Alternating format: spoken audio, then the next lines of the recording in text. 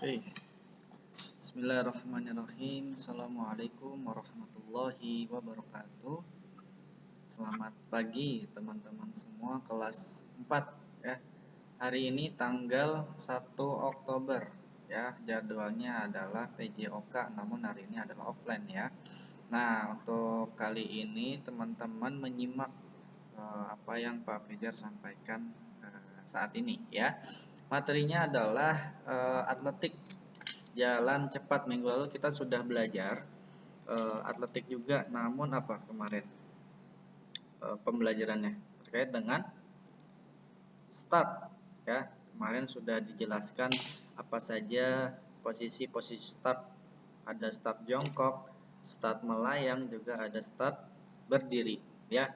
Hari ini kita belajar jalan cepat. Nah, oke, Pak Fidan mau menjelaskan, silahkan disimak baik-baik ya. Oke, jalan cepat. Nah, jalan cepat merupakan salah satu olahraga atletik yang mirip dengan cabang olahraga lari. Namun, keduanya memiliki perbedaan yang jelas. Pada saat lari, ada saat di mana telapak kaki melayang dan tidak menginjak tanah. Namun, pada saat jalan cepat, antara telapak kaki dan tanah selalu saling bersentuhan. Meskipun begitu, kedua jenis olahraga ini sama-sama masuk ke dalam cabang olahraga atletik. Nah, jadi di dalam cabang olahraga atletik ini ada berbagai macam nomor ya, ada jalan, ada lari, kemudian ada apa lagi? Lempar, lompat ya. Nah, ini dibandingkan antara jalan cepat dan juga lari, berbeda antara jalan cepat dan lari. Kalau lari, nah tadi saya jelaskan, lari itu ada saat di mana telapak kaki melayang ya. Jadi lari itu langkahnya lebar, panjang, kemudian cepat jalannya, larinya, lajunya cepat. Namun kalau semisal jalan juga sama. Kalau jalan biasa jalannya lambat, tapi kalau jalan cepat berarti lajunya berarti cepat. Namun yang membedakan itu adalah telapak kakinya selalu bersentuh dengan tanah, jadi nggak boleh melayang. Kakinya nggak boleh melayang. Jadi harus selalu menyentuh tanah, ya. Nah, itu perbedaannya antara jalan cepat dan lari. Jadi harus dibedakan ya. Nah, terus. Nah, di dalam perlombaan atletik di nomor jalan cepat itu ada putra dan putri. Namun berapa jarak yang harus ditempuh dalam perlombaan tersebut? Untuk putra ya ada jarak sejauh 10 km dan 20 km. Nah, ini untuk putra. Ingat-ingat. Kalau untuk putri sejauh 5 km dan 10 km. Nah, nanti boleh nanti disaksikan ya, atau ada perlombaan atletik di misalnya perlombaan di Asian Games atau di pekan olahraga pelajar misal. Nah, terus yang harus diperhatikan, nah, teknik dasar jalan cepat. Oke, Pak Fizal menjelaskan. Teknik yang pertama adalah teknik awalan atau start ya. Teknik awalan merupakan teknik yang dilakukan oleh atlet sesaat sebelum melakukan lari atau jalan ya. Tahapan-tahapan yang dilakukan oleh atlet pada teknik start ini adalah sebagai berikut. Nah, atlet atau siapapun dengan sikap bersedia yaitu berdiri ke belakang garis. Jadi sebelum melakukan itu atlet berdiri di belakang garis. Yang kedua adalah ketika petugas membunyikan aba-aba untuk bersedia, letakkan salah satu kaki lurus ke belakang, sementara satu kaki lainnya digerakkan ke depan, masih di belakang garis start dengan lutut sedikit ditekukan. Nah, jadi pas bilang petugasnya atau wasitnya bilang bersedia, kemudian kaki salah satunya ditekuk sedikit, ya lututnya ditekuk sedikit. Nah, itu persiapan untuk start. Yang ketiga, posisi badan lurus dan agak maju ke depan, sementara ya posisi kedua tangan rileks dan sisi badan di sisi-sisi badan. Berat badan ditepukan pada bagian depan, jadi rileks tapi badannya agak diberatkan ke depan. Nah, itu persiapannya. Keempat, ketika terdengar aba-aba ya atau bunyi pistol. Nah, jadi kalau misalkan wasitnya membunyikan pistol atau nggak ada pistol, biasanya aba-abanya ya kayak gitu oleh petugas. Nah, lalu gerakan kaki yang belakang ke depan, diayunkan tangan ke belakang dan ke depan harmonis dan bergantian. Nah, nanti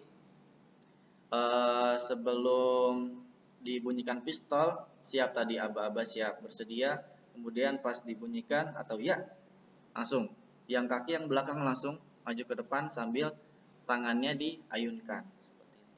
Nah, yang kedua, posisi badan. Teknik dasar jalan cepat yang kedua yaitu mengenai posisi badan ketika melakukan jalan cepat setelah aba-aba atau peluit dibunyikan. Sikap atau posisi tubuh ketika melakukan jalan cepat yang benar yaitu menghadap lurus ke depan. Berarti sikap badannya harus lurus ke depan, nggak boleh menyamping kanan atau menyamping ke kiri. Nah, siku membentuk sudut 90 derajat. Nah, 90 derajat. Dan tangan digerakkan harmonis dengan kaki secara bergantian. Jadi kalau misalkan siku digerakkan, misalnya kanan siku digerakkan, berarti yang melangkah kaki kiri, ya. Jadi gak boleh tangan kanan terus yang melangkah kanan, salah. Jadi kanan yang melangkah kiri. Sep, bersilangan. Ketiga, teknik langkah kaki. Teknik selanjutnya yang juga krusial yaitu langkah kaki saat jalan cepat. Nah, teknik dasar jalan cepat yang benar yaitu kaki digerakkan ke depan dengan berat atau beban tubuh bertumpu pada paha. Ketika menggerakkan kaki ke depan, lutut sedikit ditekuk seiring dengan ayunan kaki. Ketika kaki bersentuhan dengan tanah, yang mendarat terlebih dahulu adalah bagian tumit lalu ujung kaki. Nah, perhatikan langkah kakinya. Misalnya, kan jalan cepat, nah, misalnya ini kaki.